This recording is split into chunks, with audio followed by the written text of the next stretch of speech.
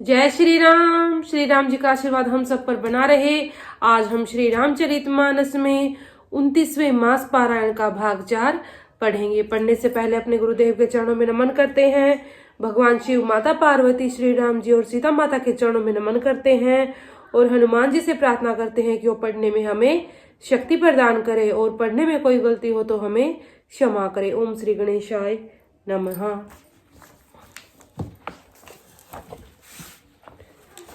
राम राज्य में दैहिक, दैविक और भौतिक ताप किसी को नहीं व्यापते। सब मनुष्य परस्पर प्रेम करते हैं और वेदों में बताई हुई नीति में तत्पर रहकर अपने अपने धर्म का पालन करते हैं। धर्म अपने चारों चरणों से जगत में परिपूर्ण हो रहा है। स्वपन में भी कहीं पाप नहीं है। पुरुष और स्त्री सभी राम भक्ति के परायण है और सभी मोक्ष के अधिकारी हैं। छोटी अवस्था में मृत्यु नहीं होती, न किसी को कोई पीड़ा होती है। सभी के शरीर सुंदर और निरोगी हैं। न कोई दरिद्र है, न दुखी है, न दीन ही है, न कोई मूर्ख है और न शुभ लक्षणों से हीन ही है।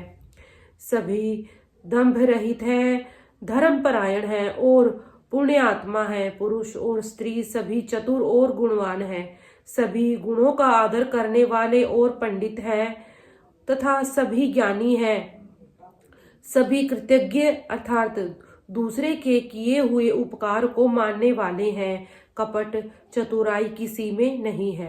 काकभूषुंडी जी कहते हैं, हे पक्षीराज गरुड़ जी सुनिए, श्री राम के राज्य में जड़ चेतन सारे जगत में काल, कर्म, स्वभाव और गुणों से उत्पन्न हुए दुख किसी को भी नहीं होते, अर्थात इनके बंधन में कोई नहीं है।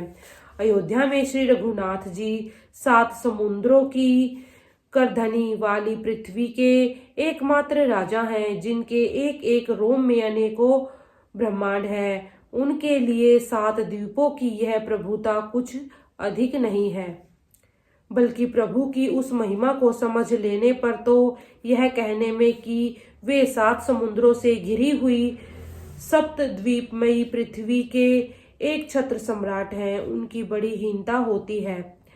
परंतु हे गरुड़ जी, जिन्होंने वह महिमा जान भी ली है, वे भी फिर इस लीला में बड़ा प्रेम मानते हैं, क्योंकि उस महिमा को भी जानने का फल यह लीला अर्थात इस लीला का अनुभव ही है। इंद्रियों का दमन करने वाले श्रेष्ठ महामुनि ऐसा कहते हैं, राम राज्य की सुख संपत्ति का वर्णन शेष जी और सरस्वती जी भी नहीं कर सकते।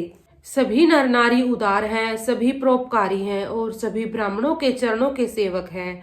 सभी पुरुष मात्र एक पत्नी व्रती हैं। इसी प्रकार स्त्रियां भी मन, वचन और कर्म से पति का हित करने वाली हैं।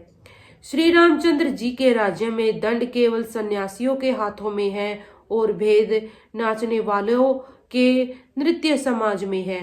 और जीतो शब्द केवल मन के जीतने के लिए ही सुनाई पड़ता है, अर्थात राजनीति में शत्रुओं को जीतने तथा चोर डाकुओं आदि को दमन करने के लिए साम, दान, दंड और भेद ये 4 उपाय किए जाते हैं।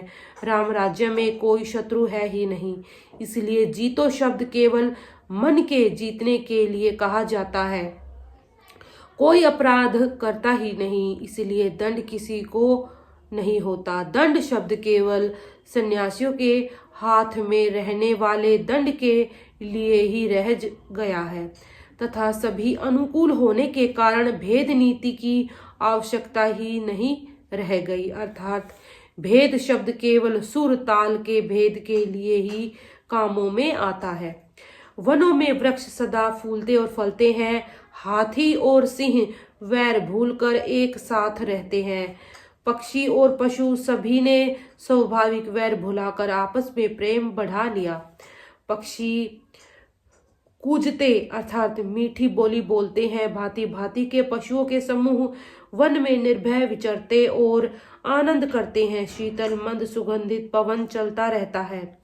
भौरे पुष्पों का रस लेकर चलते हुए गुंजार करते जाते हैं।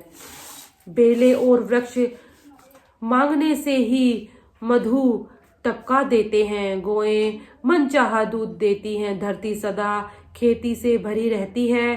त्रेता में सत्य युग की करनी हो गई।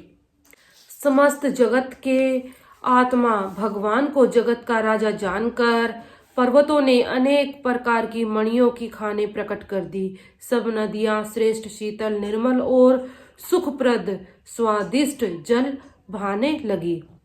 समुद्र अपनी मर्यादा में रहते हैं, वे लहरों के द्वारा किनारों पर रतन डाल देते हैं, जिन्हें मनुष्य पा जाते हैं। सब तालाब कमलों से परिपूर्ण है, दसों दिशाओं के विभाग अत्यंत प्रसन्न है।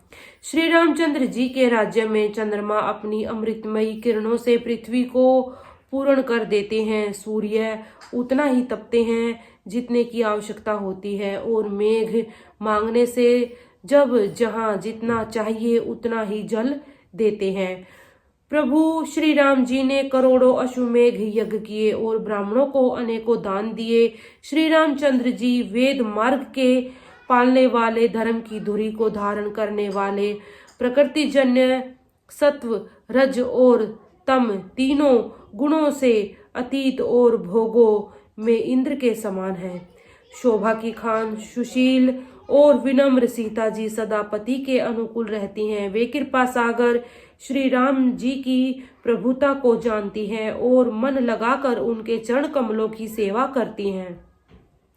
यद्यपि घर में बहुत से अपार दास और दासियां हैं और वे सभी सेवा की विधि में कुशल हैं, तथापि स्वामी की सेवा का महत्व जानने वाली श्री सीता जी घर की सब सेवा अपने ही हाथों से करती हैं और श्री रामचंद्र जी की आज्ञा का अनुसरण करती हैं। कृपा सागर श्री राम जी जिस प्रकार से सुख मानते हैं, श्री जी वही करती हैं, क्योंकि वे सेवा की विधि को जानने वाली हैं। घर में कौशल्या आदि सभी सासुओं की सीता जी सेवा करती हैं। उन्हें किसी बात का अभिमान और मद नहीं है। शिव जी कहते हैं, हे उमा, जग जननी रमा अर्थात सीता जी ब्रह्मा आदि देवताओं से वंदित और सदा आनंदित हैं। देवता जिनका कृपा कटाक्ष चाहते हैं, परंतु वे उनकी ओर देखती भी नहीं। वे ही लक्ष्मी जी अर्थात जानकी जी अपने महामहिम स्वभाव को छोड़कर श्री रामचंद्र जी के चरणार विंदों में प्रीति करती हैं। सब भाई अनुकूल रहकर उनकी सेवा करते हैं। श्री राम जी के चरणों में उनकी अत्यंत अधिक प्रीति है। वे सदा प्रभु का मुखारविंद ही देखते रहते हैं कि कृपालु श्री राम जी कभी हमें कुछ सेवा करने को कहें। श्री रामचंद्र जी भी भाइयों पर प्रेम करते हैं और उन्हें नाना प्रकार की नीतियां सिखलाते हैं। नगर के लोग हर्षित रहते हैं और सब प्रकार के देव दुर्लभ भोग भोगते हैं। वे दिन रात ब्रह्मा जी को मनाते रहते हैं और उनसे श्री रघुवीर के चरणों में प्रीति चाहते हैं। सीता जी के लव और कुश ये दो पुत्र उत्पन्न हुए, जिनका वेद पुराणों ने वर्णन किया। वे दोनों ही विजयी, नम्र और गुणों के धाम हैं और अत्यंत सुंदर हैं, मानो श्री हरि के प्रतिबिंब ही हों। दो दो पुत्र सभी भाइयों के हुए, जो बड़े ही सुंदर, गुणवान और सुशील थे।